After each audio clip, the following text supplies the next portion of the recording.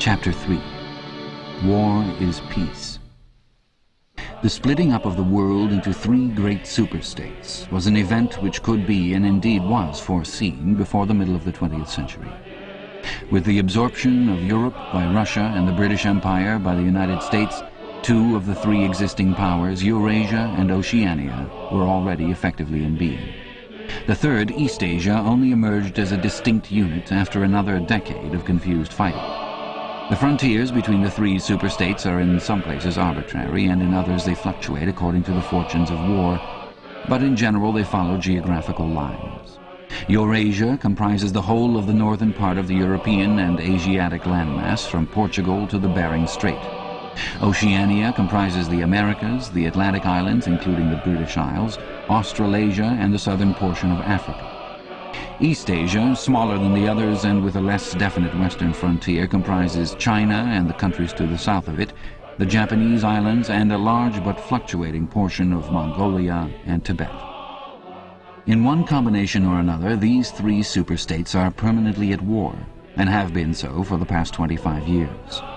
War, however, is no longer the desperate, annihilating struggle that it was in the early decades of the 20th century. It is a warfare of limited aims between combatants who are unable to destroy one another, have no material cause for fighting, and are not divided by any genuine ideological difference. This is not to say that either the conduct of war or the prevailing attitude toward it has become less bloodthirsty or more chivalrous.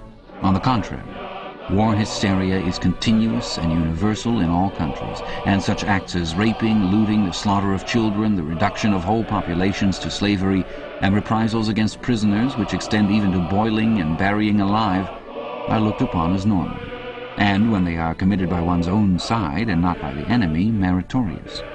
But in a physical sense, war involves very small numbers of people, mostly highly trained specialists, and causes comparatively few casualties. The fighting, when there is any, takes place on the vague frontiers whose whereabouts the average man can only guess at, or around the floating fortresses, which guard strategic spots on the sea lanes. In the centers of civilization, war means no more than a continuous shortage of consumption goods and the occasional crash of a rocket bomb, which may cause a few scores of deaths. War has, in fact, changed its character. More exactly, the reasons for which war is waged have changed in their order of importance. Motives which were already present to some small extent in the great wars of the early 20th century have now become dominant and are consciously recognized and acted upon. To understand the nature of the present war, for in spite of the regrouping which occurs every few years, it is always the same war, one must realize in the first place that it is impossible for it to be decisive. None of the three superstates could be definitely conquered even by the other two in combination. They are too evenly matched, and their natural defenses are too formidable. Eurasia is protected by its vast land spaces, Oceania by the width of the Atlantic and the Pacific, Eastasia by the fecundity and industriousness of its inhabitants. Secondly, there is no longer, in a material sense, anything to fight about.